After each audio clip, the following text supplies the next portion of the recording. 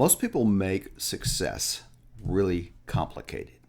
Whether working for a company or working for your own business, we are looking for an epiphany. We are looking for a bright idea.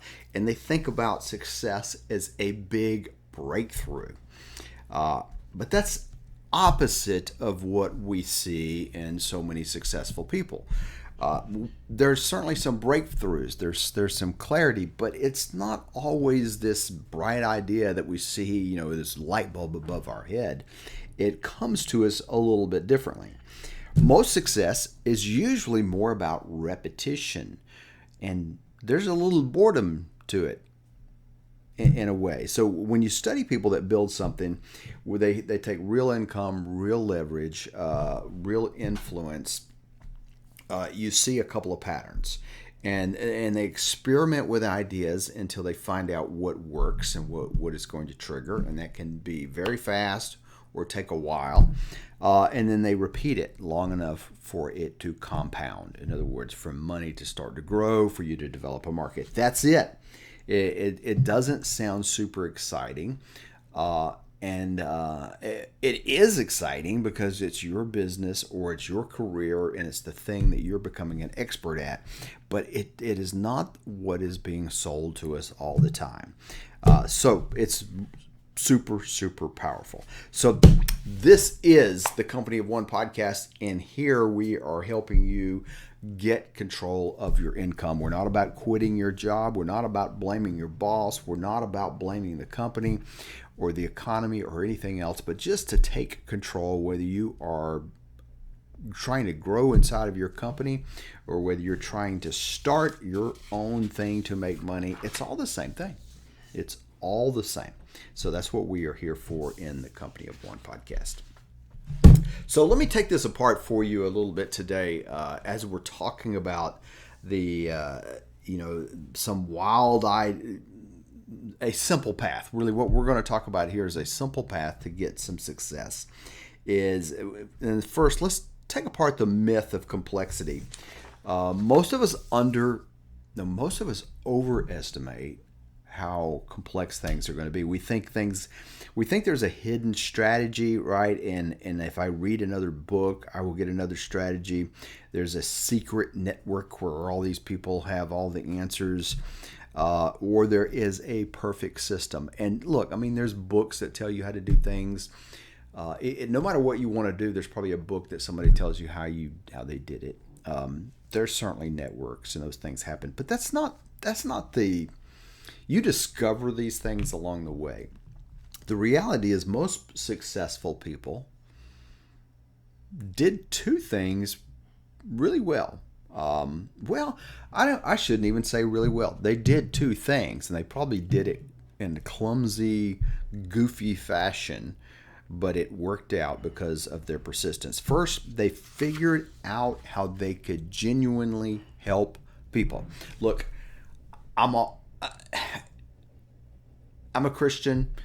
We look at things that we call missions and serving people for Christ.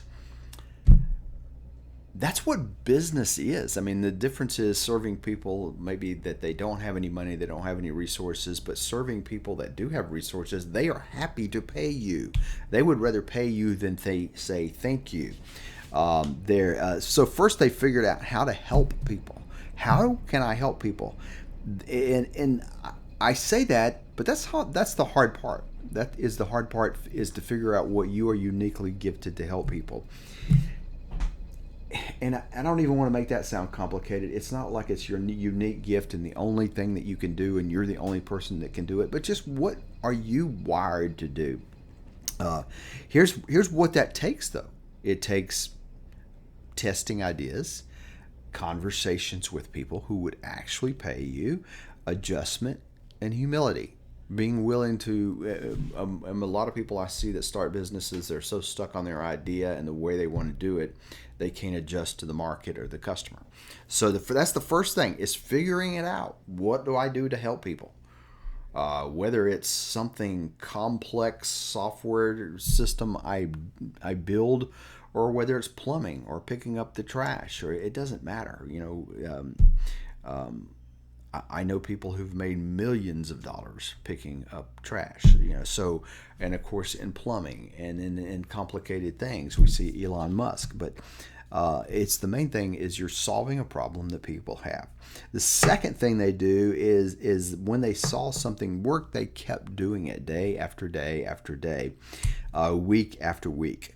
And both of those are unique to the people who are the heroes. They get specific on what problem they solve, and they keep doing it because, let's like it or not, most of us, that's not what we want to do.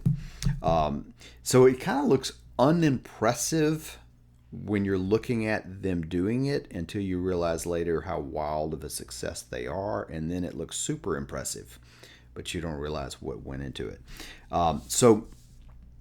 This is, in all of these things, this discipline of figuring out what works and what people need, and then continuing to find ways to serve them.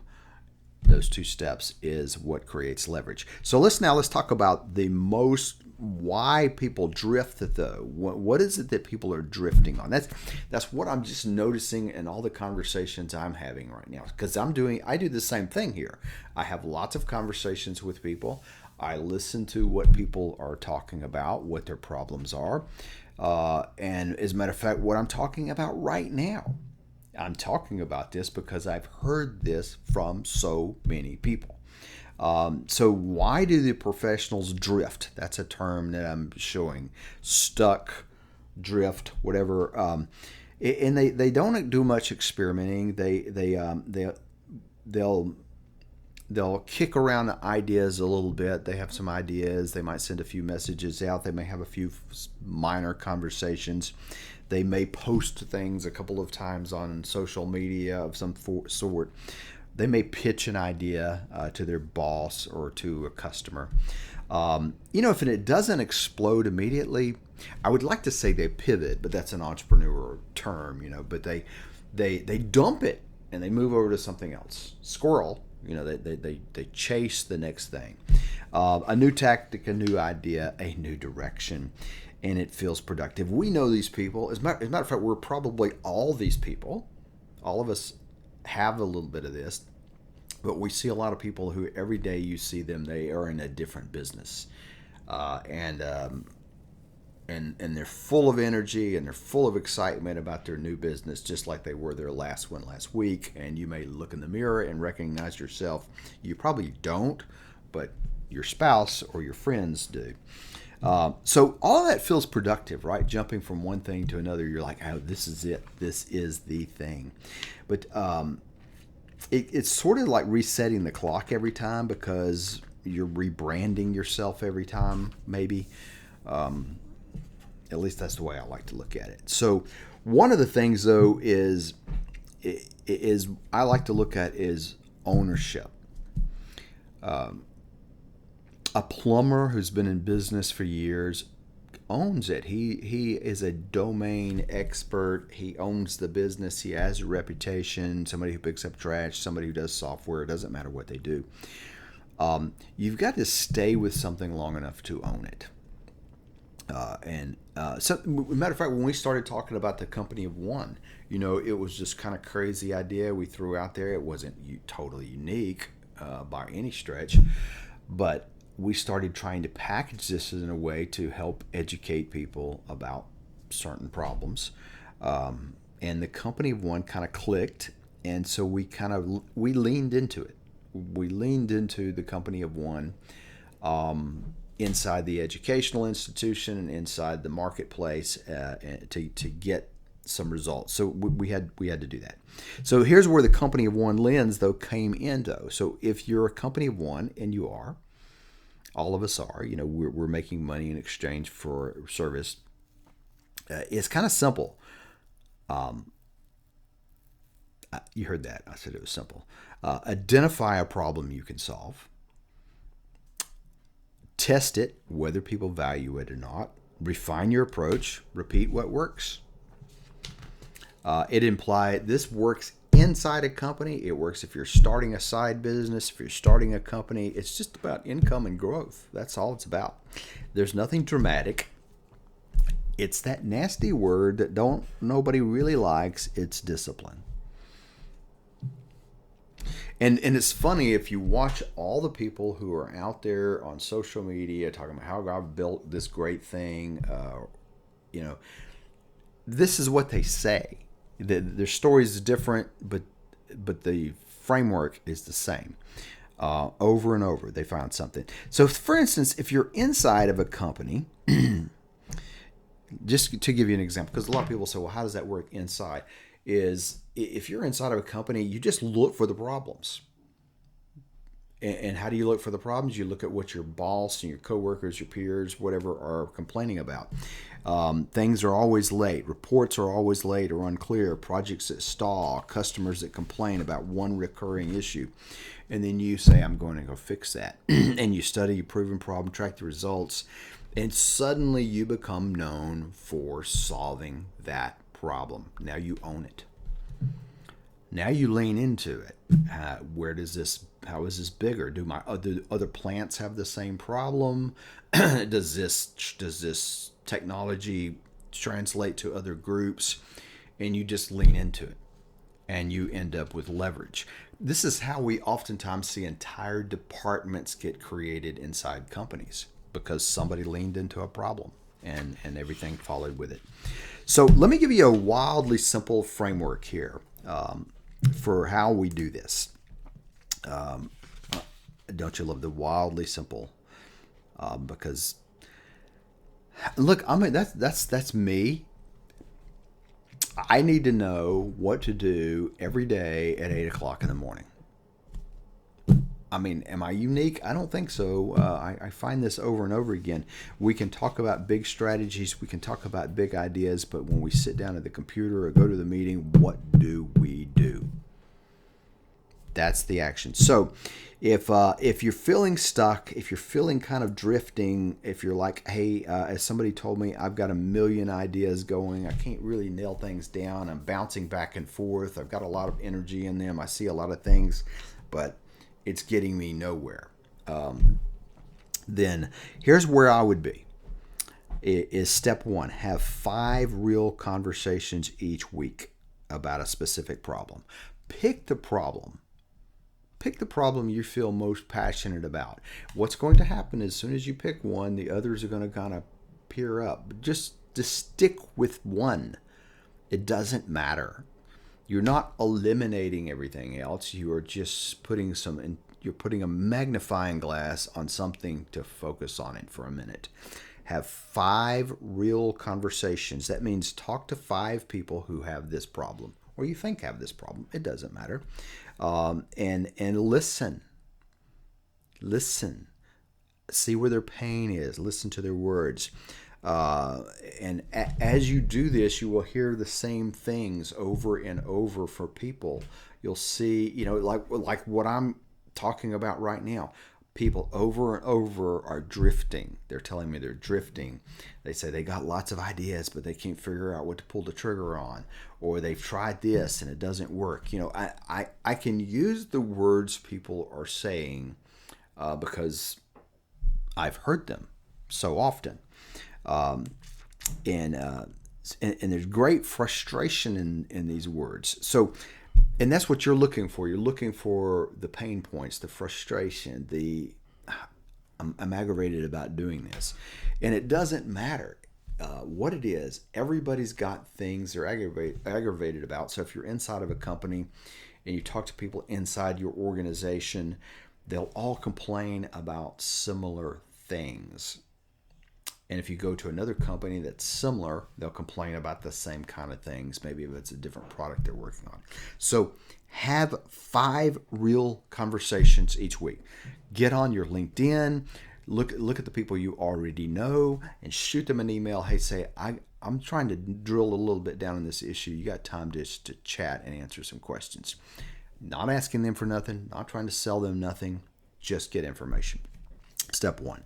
Step 2 is get one concrete idea or solution to those conversations.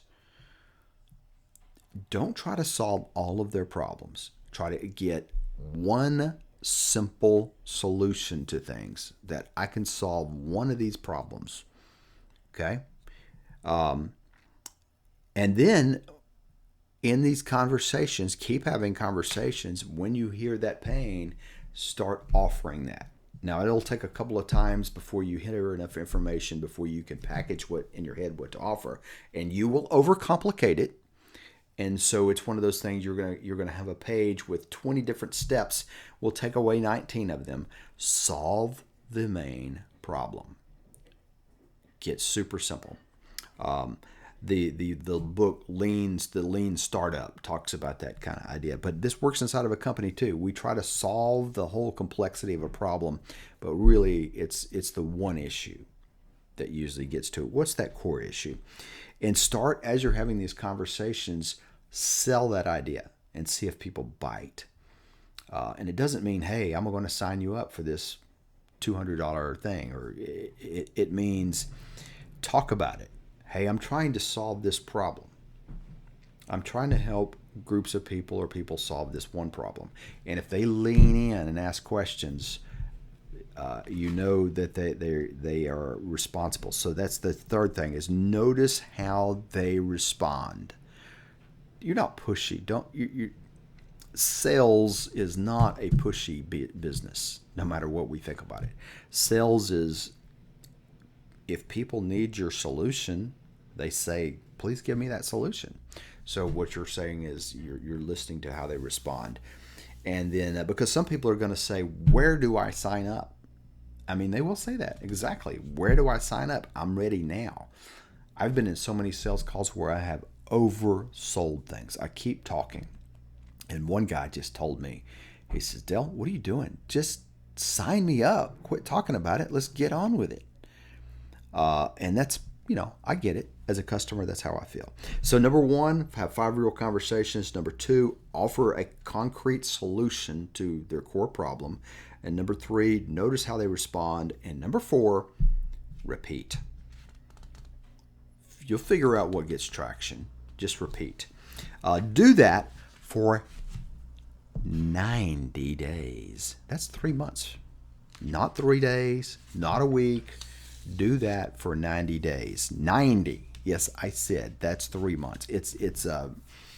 I have seen this start so many wildly successful companies. It's not magic. We're not talking about magic. I will say this: most people are not going to do that. That's just a fact. Not because it's hard. But because it's repetitive. We're all squirrel chasers. We all have a bit of ADHD going on. So this is the advantage, though. The people who win often look boring from the outside. They're not chasing every opportunity. So repetition builds skill here. And so this is the formula that we want to use, is find something, have conversations, see how they respond, and then do it over and over and over, inside of companies and out. So if there's tension in your career or your business right now, the answer is not something complex. It's something simple that you are probably avoiding. It's something simple that you are probably avoiding. So, all right, hopefully this helps you to think about things. We are in the process of building a 90-day program to help people not only define the thing, but develop the disciplines and do these, because it's not easy. If that's something you are interested in, shoot me a message, email, whatever, and just say leverage or hey, I'm in, or whatever. It doesn't matter, and we'll get you some information about it. All right, we'll talk to you next week.